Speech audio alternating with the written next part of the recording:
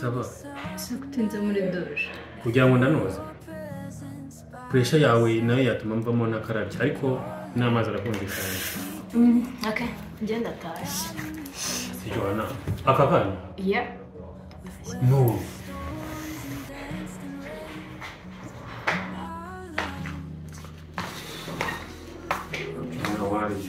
Sibyo. Basi reka tugumana akanya gato sibyo? No. Ndatashi. Basi kubera iki? Joanna, basi nakubwiye ngo Joanna, basi ndakwinginze ariko Kevin nta nubwo natambuka nkacana nkamusubiza igihe cyose no kuza. Yes, wabikoze nyine. Ibyo wanatari umuntu aba yakoye ariko kuba nifashe igihe nkaza ngakureba hano bivuze ko byo kurara neje kugusuhuza ndebe ukomeza. Ntabwo rero nje Joanna ushaka no kutara basi mu nanjye sibyo? Ese urabizi neza ko ubwasi tugirana ibihe byinshi nka bya bindi uzi sibyo? Uzi neza ko bigenda binsubikiriza kugukunda bihambaye, uzi ko ejo ushobora kwisanga wasimbuye mu byaha.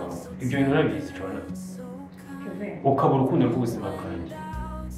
Reka tumaranire ijoro basi. Kevin, ushatse kuvuga ko ngewe ndamahitamo yawe yanjye? No, ntabwo ari byo. Oya, ni iki se kitumvikana ngaho? Niba uvuga ngo mubyara wanjye uri kumva nshobora kumusimba, ushatse gusobanura icyaho ngaho. Njye nshyira ngo umusuze ntabwo nshyira ngaho ngo ndi kumwe nawe ushobora byose. Ako ntabwo ari ibyo navuze. Okay, niba atari ibyo uvuze ubwo njye nibyo numvise. Gusa ikindi kintu nshaka kumenya nari ngiye ntanakivuze kandi ari cyane n'icy'ingenzi. Bishoboka ko bya binini nawe nta kintu byigeze bimara.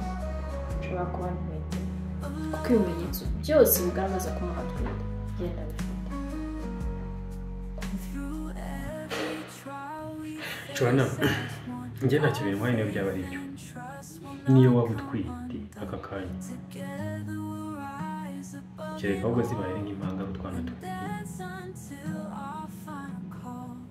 ni ukumanika intebe y'ubusore tukamanura y'ububyeyi tukaba ababyeyi ukaba mama w'umuntu nanjye nkaba papa w'umuntu. Nta kintu cyiza nk'icyo kuruta icyo ngicyo kuri iyi si umuntu ashobora kuzigeraho anyuramo nko kureba umwana wakuye. Uretse ko ibintu byose birashoboka, ushobora kubona atari ngombwa tukumva wenda tutiteguye nyuma yo kubigenzura neza tukabitekereza tukayikuramo. Kevin, ibi byose n'ubundi nijya kwiteje, nijya kwizanira. Kahumva. Nego, nijya kwizanira. Uratekereza uwo ubwawe kumbwira ngo ntangire gukura n'indafite imyaka 19. Ese ubwo bizagera? Ntabwo ari byo uvuze. Joanna, ibyo uvuze ni iki kitumvikana aho ngaho? Kuki utumvisha ibya mbere? Kinumvisha ibya mbere uravuze ngo biramo. Kuki utumva ko byashoboka aho uwo mwana akavuka ukaba uri gutekereza kumukuramo? Erega buri ibintu byose bipfira mu mutwe. Iyo wamaze gutekereza ikintu already cyo cyamaze kuba. Joanna, reka twe kuvuga amagambo menshi avamo ibicumuro sibyo? Kandi gucumura nta n'impamvu yo gucumura wenda nta n'ikiraba wasanga utanatwite. Ibyo niba tuzamenya igihe cyabyo. Ibicumuro ni byinshi n'igihe wenda tuzacumura n'ibindi birenze ibyo ngibyo, ariko ngira ngo ubu none urabyumva ko erega hari n'impamvu yo kugumana. Sorry. Urumva ko hari impamvu yo kugumana nanjye ijoro tukanaganira ku bijyanye n'umwana wacu. Ntawamenya, wasanga twabitekerezaho byimbitse tukabinonosa tukamenya ngo ariko bibaye ubundi twabyitwaramo gute sibyo? Reka tugumane Joanna, ndabizi ko uraza kwishimira kugumana nanjye kanya kandi nanjye nuko, kandi nimba nishimye ahari n'umwana wacu aza kuba ameze neza niba koko ari sibyo? Okay, fine.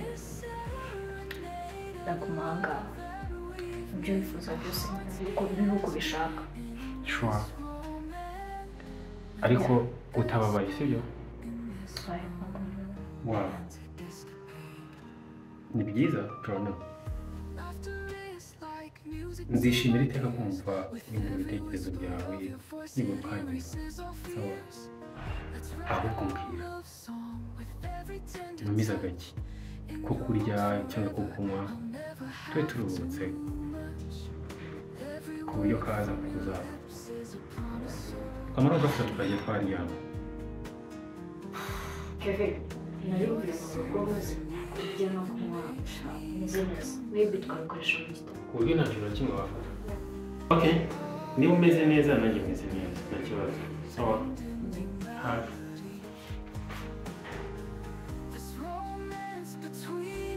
feels like destiny.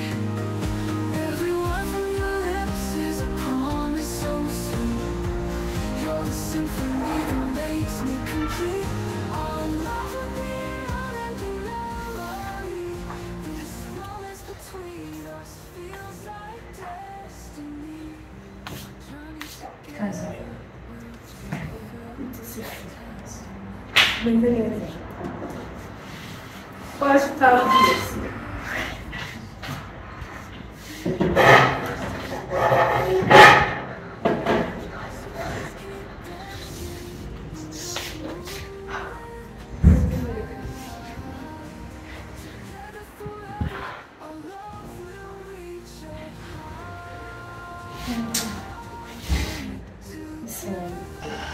Como não talvez ele não se fizesse eu choro. Uzana iki cyo kunywa utambwira kujya dore nagicaye nitese ndahenda nta kintu ndi kubasha ahubwo nshaka tuganira okay kujya none rero kujya hari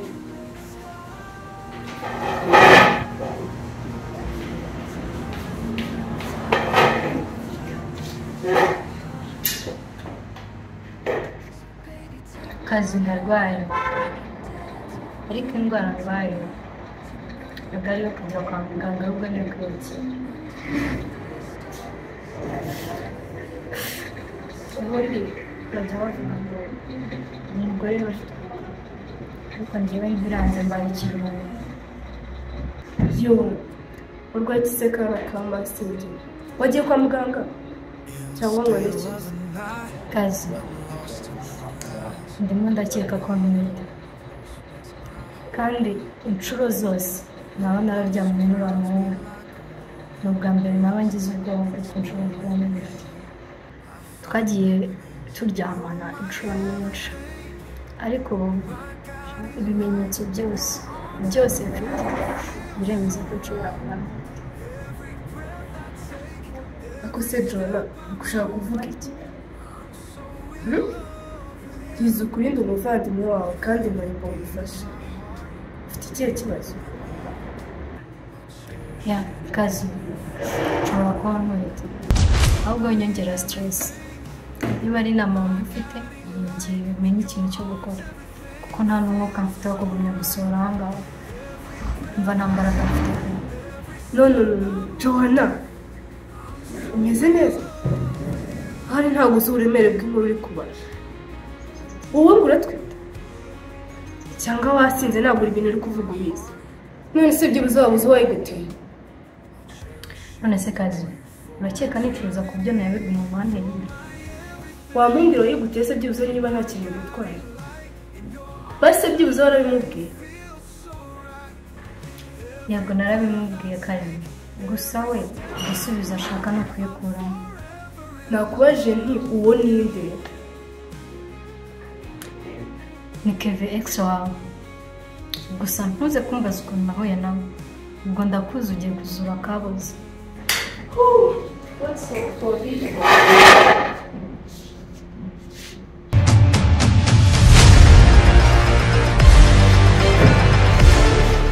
uvuze ngo nta soni uratinyuka ukaryamana n'iriya mbwa ese by'uzungu yabaye umugabo cyangwa aracyari isuka Mana tena Kevin ndimva nawe nceceka byibuze mubonye kumushwanya gusa nibi biganza byanjye ariko nakumva nuje umutima wanjye kazi niba koko nkunda urekera aho ngaho kongera kuvuga ko ibyo nawe kuko ubushize wamuvuze n'abana byirebera uramutukura mwandikazi igihari rero ubu ngubu n'umugabo wanjye numuvuga nabi ngo tuzaserera kandi ikindi nushaka no kumwica nzamuhorera ngire impamvu nzi hano deni tani ubu none afite impamvu ifatika yatuma nihorera kuri Kevin ko none ikosa yakoze ku rwego ruhambaye Dina none se Kevin mwongeye guhorera kandi ibaza ko Kevin ateye kuze wangenda none ikibabaje ni umwana muto afite imyaka 19 itangaje ko ibintu byose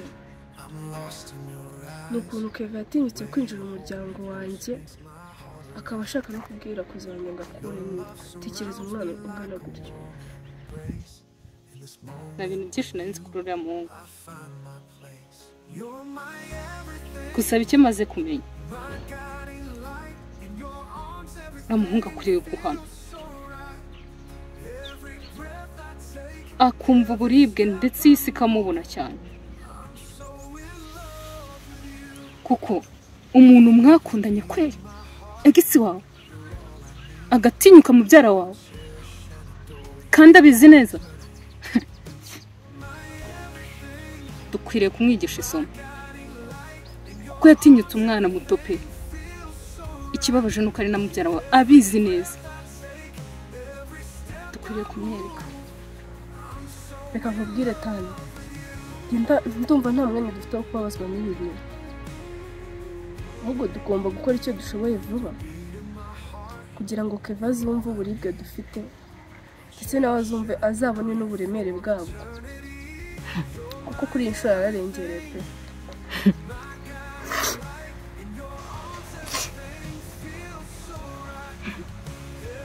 Dina sinjya nizera abakobwa nubwo nanjye ndi umukobwa bimbaho gake pe ese ubundi uracyakunda Kevin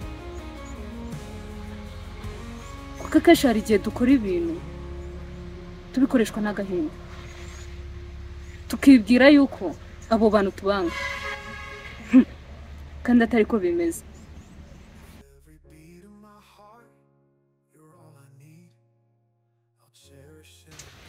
Dina sishaka gusubiza ahubwo wowe ubwawe wisubize ubwize umutima wawe ukuri kuko niba ushaka ko dukorana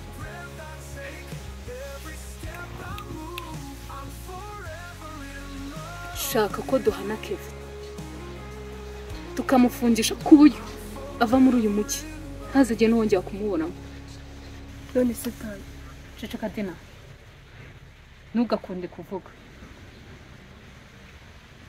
ahubwo reka mubwire Kevin nibamara kumufunga ndashaka ko nifunguzo ubwazo bazazijugunya mu ruzi ku buryo nubwo byagenda gute nura mwana umutwitiye tuzamutegeka gukuramo inda ye sishaka ko Kevin n'undi munsi azongera kwibuka muri uyu mujyi kuko niyo yapfira muri gereza bakamushyingura tugomba kumenya aho mushyingwe n'umubiri w'ubwawe tukawutwika tugafata ifu tukayitungura kuko sishaka n'igufwa na rimwe rya Kevin rizasigara kuri ubu butaka bw'imujyi ese tani ubundi nkubaze asa nkane ubuzima busanzwe ukora iki nkora iki nekerereza injiji nkawe zitazi gukora igikwiriye mu gihe gikwiye Mashiti yanjye wanyibeshyeho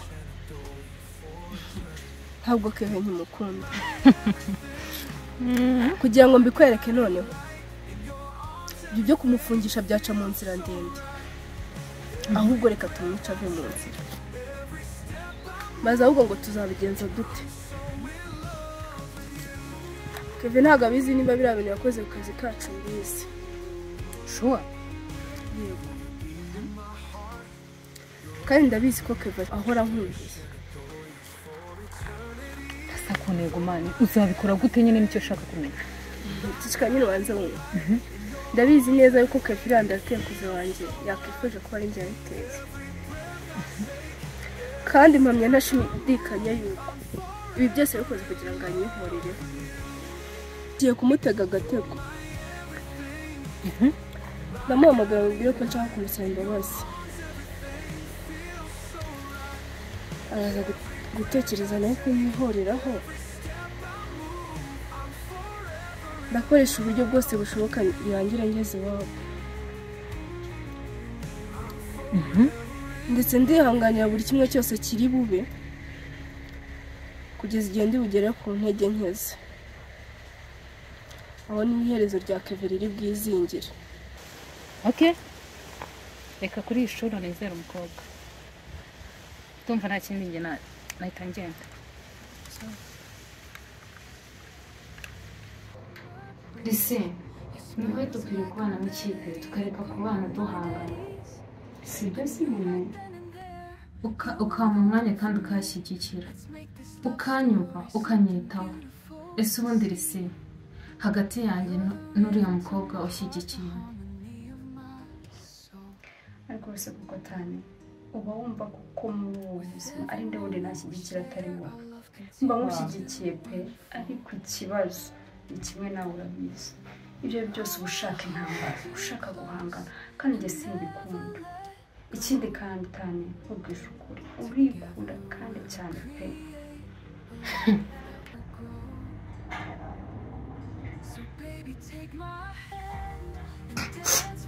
ariko Lise waba wibuka neza ko umwaka ushize wose ari njye wishyuraga inzu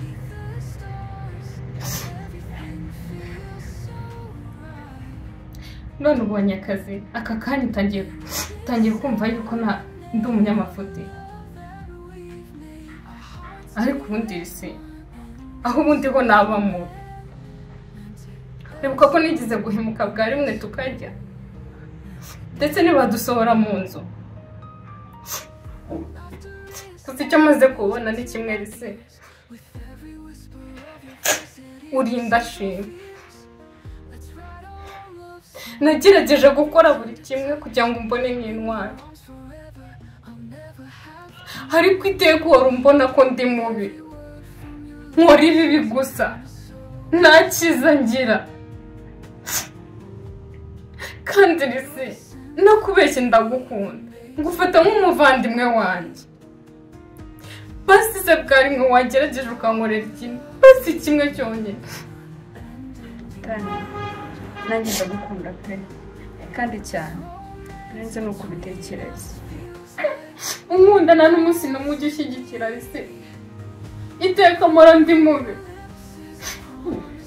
tani ntabwo uri mubi nk'uko bivuga kuko nabikubwiye nuko nta wundi muntu nkunda mu by'ukuri biri impamvu mbikora n'iyi ngiyi nuko mubona buri gihe cyose ushaka kwishyira mu ntambara kandi urabizi nta cyiza cy'intambara nta cyiza cyo guhora uhangana mba nanga yuko wakwisanga mu ngaruka mbi ugasanga twese tugiye mu bibazo sibyo ariko basi mbwira icyo wumva nagufasha ariko kugira ngo ubone ko ndi ku ruhande rwawe uzi icyo wafasha ni iki cyonyine Lise reka mubwire sibyo ndashaka ko uhamagara ukamubeshya kurwaye namubeshya tani ese Lise none se kumbwiye ko icyo ufashe urafashe iki kandi utari kucyumva umva ntabwo bigoye umva ukuntu ndi kubwira ni akantu gatoya ibindi ndabyikorera n'ubu sibyo nambwira ndakumva umva ukamuhamagara ukamubeshya kurwaye urumva ko nyine dukeneye umuntu uza akafasha kugira ngo tujyane kwa muganga yarangiza yahagera ukafasha tukamuzirika umva nkamudiha koko nkamwihoreraho ubugome nanjye yankoreye Lise akifata akasohokana mu kabari azi neza ko agiye kunuka nta n'ikintu kizima kindi agiye kumbwira umva ndashaka kumwemeza nanjye nkakora igishoboka cyose akabona ko noneho yibeshye ikindi namara nkamudiha namara kumudiha handi nakumva ko nanjye niyishyuriye umva nanjye namwihenuraho nkamwereka ko sinyimukeneye uzi impamvu mfite amakuru y'uko aka gakobwa bafitanye amasimba atamiranye neza tani uvuze n'ikintu mvuga ngaha nyine ntabwo konyine nta kindi wakongeraho ntabwo konyine tu ntabwo kigoye ako konyine kandi nukankorera neza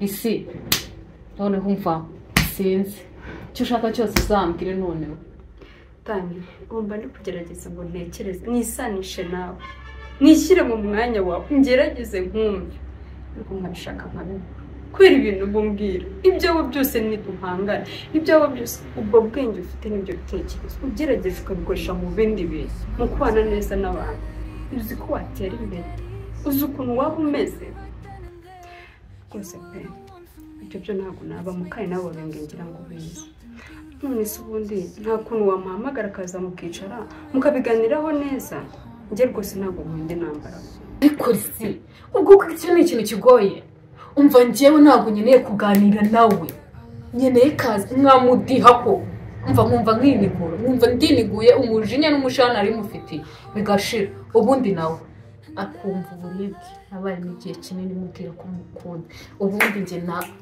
ngo hajyane ninde ka gakobwa ke ngo ninde hari njye na Joanna twese tukamubura icyo nicyo ndi gushaka nta kindi ahubwo reka mbwire niza telefone yawe ahubwo nkwereke nyihamagare koresha yawe umva mpereza reka nyihe password yawe nyize si ubundi ndarwana n'iki tani wambabarire ko jya ukura imiteta aho ngaho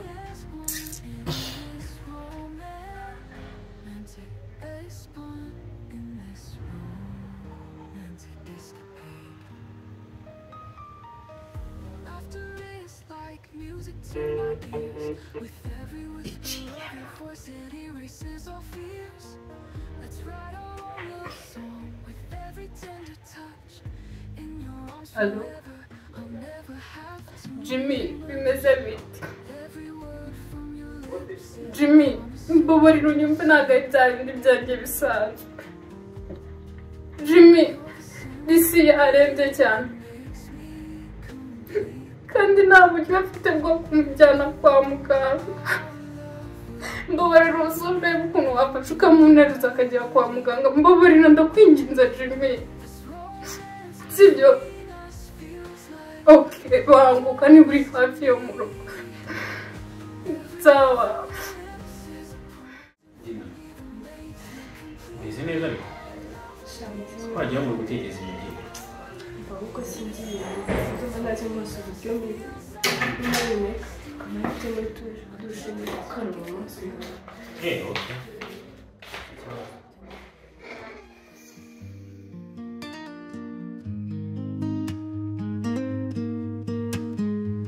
I saw you walking in the summer breeze. Your smile was like a melody that put my mind at ease.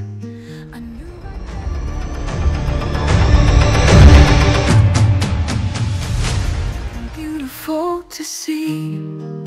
You're the rhythm to my heart, the harmony of my soul.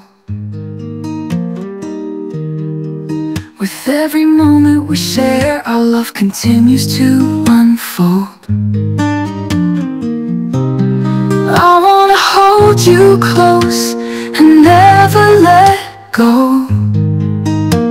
Together we'll create a love that will grow. So baby, take my hand and dance with me tonight. Underneath the stars, everything feels so right.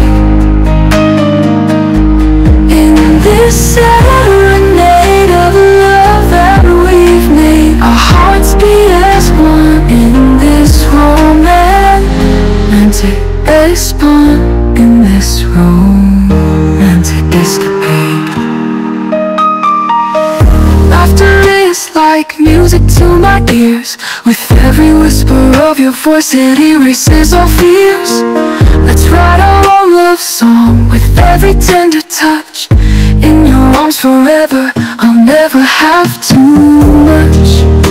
Every word from your lips is a promise so sweet. You're the symphony that makes me complete. Our love will be an unending melody. This romance between us feels like destiny.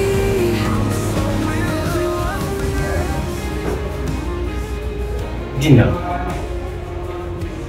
bite kutaryama? Bwira ni ikibazo ki? shaka gukunda akamutse nsanga bwakeye ndi kwitegura ndatashye kuko iyo rero ukunda kurinja gukunda ndagiye ahubwo reka nambare. Every breath I take, every step I move, I'm forever in love with you.